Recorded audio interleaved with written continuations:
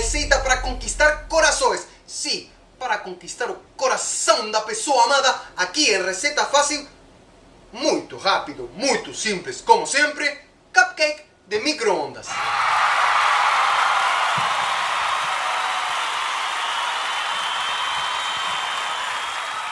Para nossa receita de cupcakes de microondas, vamos precisar farinha de trigo, fermento, leite, açúcar, ovo, óleo, chocolate em pó, meia xícara de farinha de trigo, meia xícara de açúcar, meia xícara de chocolate em pó, uma colher de chá de fermento em pó.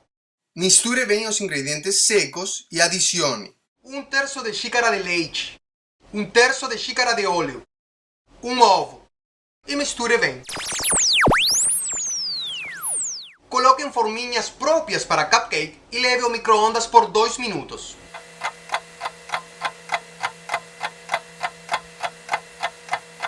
Assim ficaram prontos nossos cupcakes de chocolate. Você pode decorar com ganache de chocolate, feito em casa também, só clicando no link na tela.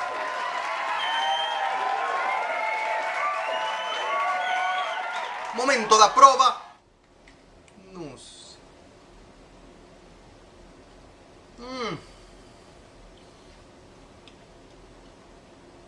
Amantes do chocolate, vocês vão adorar. Gostou? Adorou? Provou? Tentou? Manda foto via Twitter, manda foto via e-mail no endereço que aparece aqui na telinha. E tem um jeito diferente, se você quer pôr ganache de chocolate por cima, aqui tem a receita que também é muito simples e muito fácil.